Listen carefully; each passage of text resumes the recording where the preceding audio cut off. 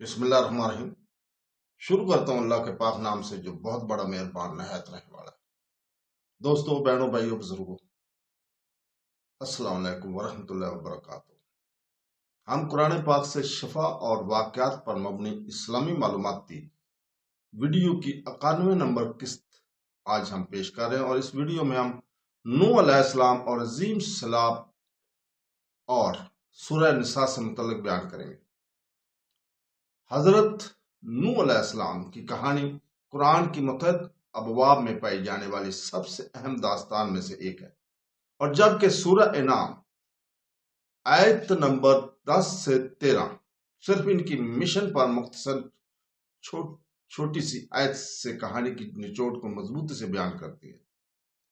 رد دعویٰ میں استقامت اور خدا کی طرف متوجہ ہونا، ان آیات میں اللہ تعالیٰ نے کفر کے اس نمونے کی طرف توجہ معتبر کرائی ہے جسے نے پہلے کی قوموں کو دوچار کیا تھا، اور حضرت محمد صلی اللہ علیہ وسلم کے ہم اثروں کو مطمع کیا تھا کہ الہی پیغامات کا رد کرنا ہے، نتیجہ نہیں ہے۔ حضرت نوح کی قوم نے ان سے پہلے اور بعد کی بہت سی قوموں کی طرح اپنے نبی کا مذاق اڑایا اور حق سے منہ موڑ لیا، باوجود اس کے کہ انہیں ایمان لانے اور اصلاح کے کافی مواقع میسر تھے۔ ان کا انجام تکبر اور کفر پر قائم رہنے والوں کے لیے انتباہ کا کام کرتا ہے۔ آیت نمبر 10 میں اللہ تعالیٰ فرماتا ہے، جس کا ترجمہ ہے، اور بے شک تم سے پہلے بھی رسولوں کا مذاق اڑایا جاتا تھا، لیکن جو لوگ ان کا مذاق اڑاتے تھے ان پر اس چیز نے لپیٹ لیا جس کا وہ مذاق اڑاتے تھے۔ نوح کی کہانی جب اس تناظر میں غور کیا جائے تو پیغمبرانہ مشن اور رد کے وسیع نمونے کی ایک مثال بن جاتی ہے۔ نوح کو جس تضییق کا سامنا کرنا پڑا وہ اس عام تکبر کی علامت ہے جسے کمیونٹی اکثر ان پیغمبروں کی طرف ظاہر کرتی تھی، جنہوں نے اپنے مضبوط عقائد، سماجی درجہ بندی اور غیر اخلاقی طرز زندگی کو چیلنج کیا تھا۔ اللہ تعالیٰ کی طرف سے منتخب ہونے کے بعد اور اس کے باوجود رسولوں کو تن سے نہیں بخشا گیا، لہذا حضرت نوح کے پیغام کا مذاق اڑانا محض ان کی شخصیت کا رد نہیں تھا بلکہ خود الہی ہدایت کا بھی رد تھا۔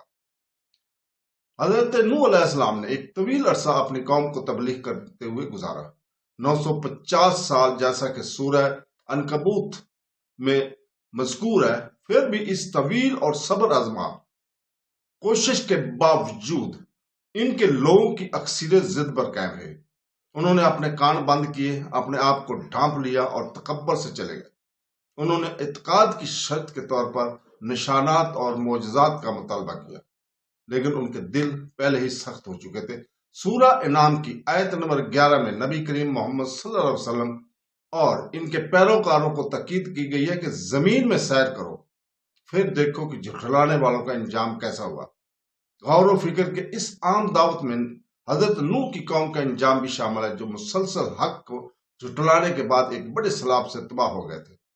آیت ایک تاریخی یاد دہانی اور موجودہ تنبیہ دونوں کے طور پر کام کرتے، لوگوں کو ماضی کی تہذیبوں کے کھنڈرات اور واقعات کا مشاہدہ کرنے کی تلقین کرتے ہوئے قرآن پاک اخلاق کی بدعنوانی، الہی ہدایت کے رد اور تباہی کے درمیان براہ راست تعلق کھینچتا ہے۔ تو دوستو، آیت نمبر 12 میں اللہ تعالیٰ نے ایک بیاناتی سوال کیا ہے، کہو جو کچھ آسمانوں اور زمین میں ہے کس کا ہے؟ کہو اللہ کے لیے، اس کے نے اپنے اوپر رحمت کا فیصلہ کر لیا، وہ تمہیں قیامت کے دن کے لیے ضرور جمع کرے گا جس میں کوئی شک نہیں۔ جو لوگ اس دن اور قیامت اور اس آیت پر ایمان نہیں لائیں گے وہ اپنے آپ کو کھو دیں گے۔ توحید، خدا کی وحدانیت اور جواب دہی کا مرکزی مذہبی موضوع۔ حضرت نوح کی کہانی محض ایک تاریخی کہانی نہیں ہے بلکہ یہ کفر کی نتائج اور آخرت کی حقیقت کے بارے میں ایک زندہ سبق ہے۔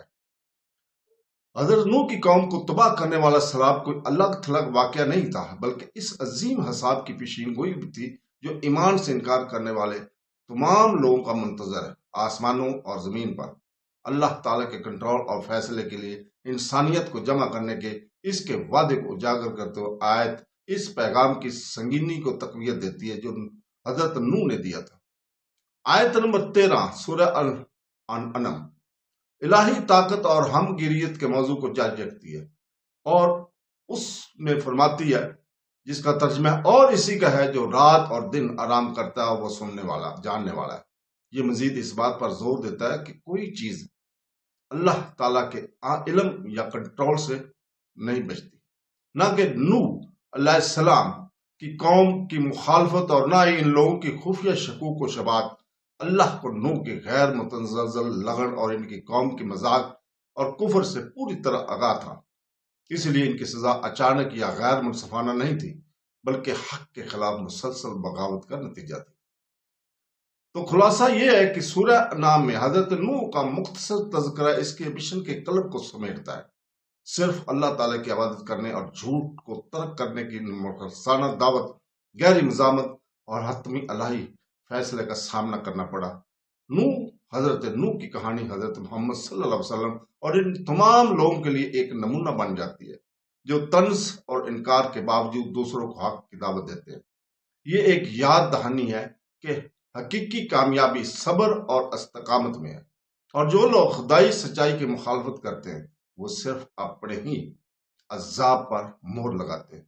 اگرچہ آیات مختصر ہیں لیکن ان کا اثر بہت گہرا ہے، تاریخ کو الہیات سے جوڑتا ہے اور ذاتی جدوجہد کو حتمی جو ابدی ہے اس سے جوڑتا ہے۔ تو دوستو، اس کے ساتھ ہی ہم کل تک کے لیے آپ سے اجازت چاہتے ہیں اور اللہ تعالیٰ سے دعا کرتے ہیں کہ وہ ہمیں قرآن پاک اور حدیث نبوی پر عمل کرنے کی توفیق عطا فرمائے۔ آمین ثم آمین۔ اللہ حافظ۔